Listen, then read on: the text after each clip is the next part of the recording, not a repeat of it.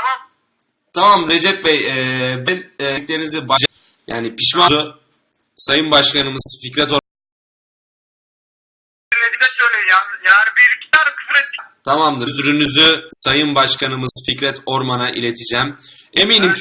Eminim ki Fikret Orman da özrünüzü kabul edecektir. İnşallah. Ama yine de kombineniz iptal.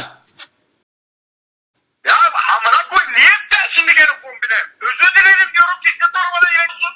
Böyle niye benim iptal ediyorsun değil mi? Yani maalesef kombineniz iptal. Ya maalesef kimi sikeyim senin özrünü de sikeyim o zaman. Özür dileyen sizsiniz Recep, dilemedik özür. Ama özür dilerim diyorum Fikret Orman'a iletme o zaman Fikret Orman'a amına koydum özrünü. Ben senden mi özür diledim? Salak. O zaman ben sizi bir üstümüze aktarıyorum. Şey olabilir. O zaman stat müdürümüz sizi Hakan Bey'e aktarayım ben. Tamam Hakan Bey aktar. Hakan Bey de Hakan gene. Alo. Ananı Ama be yeter amına koduğunu salakları sizi ya. Abi Ya. sesin az geliyor bak, duyamıyorum sesini.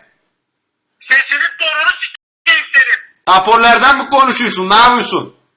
Hayır ağzından konuşuyorum. Ağzını sikeyim senin ben. Amına kodum çok.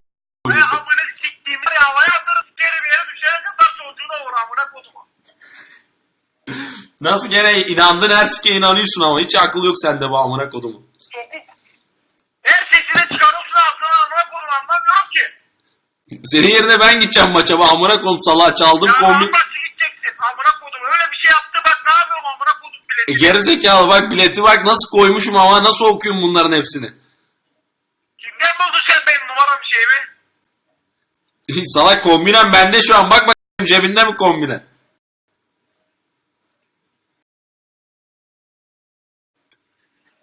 Oynattı sinirlerimi. Oynattı gene sinirlerimi. Cebinde. İşte kombinem de amına kodum salağa burada. Nasıl orada? Burada ben amına kodum gözümün önünde işte. İyi bak bakayım, senin kombinen bu. Kimin bu be? Mehmet Ilgaz diyor. Kim bu Mehmet Ilgaz? Bilmem. Amına kodum kombinesi karıştı mı acaba? Kahvede karıştı bugün herhalde. Kahvede karıştırdın herhalde. Amına kodum kim getirdi sana onu? Mehmet mi getirdi? Mehmet getirdi. Mehmet'in de anasını amına kodum kızım bana. Benim kombinim be. Ya Ram'ın başına alırsın, ben gideceğim senin yerine maça. Abi çıldırtmayın beni bak kapatma meta arayacağım. Amına kodumlar neredesin? İstanbul'dayım, stadın önünde kamp kurdum amına kodumu. Ben geliyorum bak İstanbul'a ananı siktirmez seni. Benim kombinimi götürün bana hey. Ya Ram başına alırsın kombineyi sen. Oğlum ne böyle yapıyorsun siz ya? Benim kombine 5 milyar para verdim ben ona. Bana ne amına kodum, vermeseydin ben Fener'den Nasıl gidiyorum. gidersin sen benim maçıma? Amına kodum seni.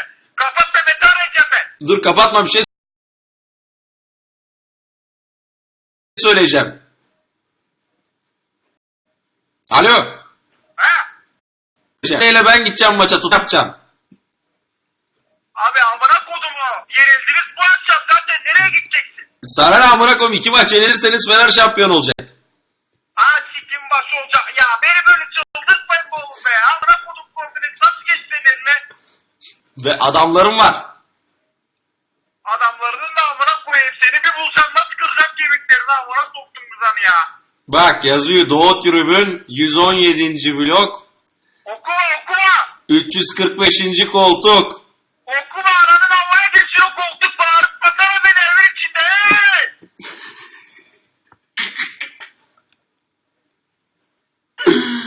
Alo. Bırak oğlum o kahveye gideceğim başlarına yarın. Nasıl alırız onu benden ya? Alo. Alo. Recep abi. Ya Recep abi deyip durma bana. Biletimi getir bana.